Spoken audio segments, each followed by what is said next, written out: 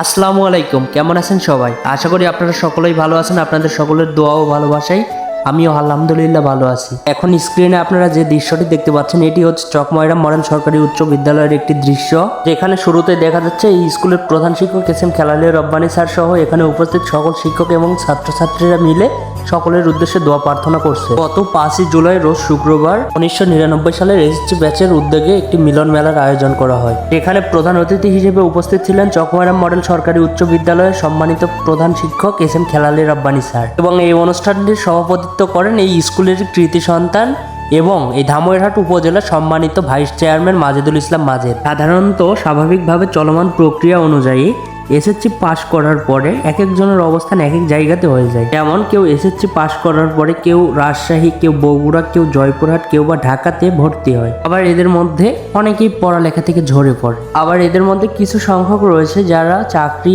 ব্যবসা ইত্যাদির মধ্যে নিযুক্ত হওয়ার পরে সকলের সঙ্গে দেখা হওয়া তো দূরের কথা, সবার সঙ্গে হয়তো যোগাযোগ করাটাও সম্ভব হয় না। আর এই অসম্ভব কাজটিকে খুব সহজেই সম্ভব করে ফেলেছে এই 1999 সালের ব্যাচেরই কৃতি শিক্ষার্থীরা, যাদের অক্লান্ত চেষ্টা ও কঠোর পরিশ্রমের ফলে দীর্ঘ প্রায় 24 বছর আগে একসঙ্গে পড়ালেখা করা বন্ধু বান্ধব এক জায়গায় একত্রিত হতে পেরেছে এই মিলন মেলার মাধ্যমে। এখানে উপস্থিত সকল ভাইয়া এবং আপুরাই হচ্ছেন এই চকময়রা মডেল সরকারি উচ্চ বিদ্যালয়ের প্রাক্তন শিক্ষার্থী, অর্থাৎ 1999 সালের এসএসসি ব্যাচ। এখন আসি একটু পরিচয় পর্বে। আপনারা এখন স্ক্রিনে যে মহান ব্যক্তিদেরকে দেখতে পাচ্ছেন, ওনারা হচ্ছেন আমাদের চকময়রা মডেল সরকারি উচ্চ বিদ্যালয়ের মানুষ গড়ার কারিগর। প্রথমেই রয়েছেন আমাদের প্রধান শিক্ষক এস এম খেলালী রব্বানী স্যার, এবং তারপরে রয়েছেন আমাদের প্রাক্তন শিক্ষক ফয়জুল স্যার এবং সাত্তার স্যার। এই অনুষ্ঠানের সবচাইতে বড় সার্থকতা হচ্ছে ফয়জুল স্যার এবং সাত্তার স্যার, কারণ ওনারা হচ্ছেন আমাদের চকময়রা মডেল সরকারি উচ্চ বিদ্যালয়ের প্রাক্তন শিক্ষক। যেহেতু ওই দুইজন শিক্ষক আমাদের মাঝ থেকে প্রাক্তন হয়ে গেছে, সেক্ষেত্রে আমরা স্কুলে চাইলেও তাদেরকে আর আগের মতো দেখতে পারি না। এই মহান ব্যক্তি অর্থাৎ এই মানুষ গড়ার কারিগরগুলোকে আমরা খুব মিস করি।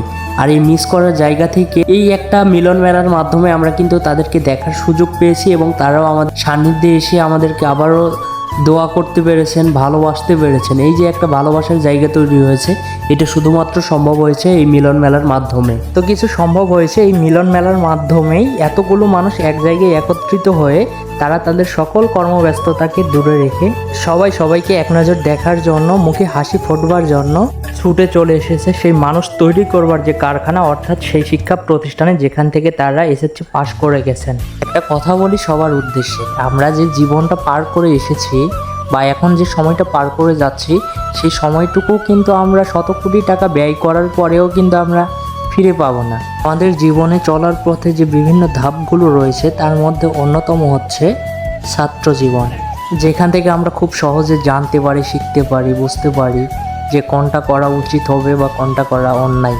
এরকম নানা শিক্ষা এবং নানা স্মৃতি নিয়েই আমাদের বিজড়িত হয়ে থাকে এই ছাত্র জীবন, যে স্মৃতিগুলো দীর্ঘ 24 বছর পরে এসেও আমাদেরকে কাঁদায়।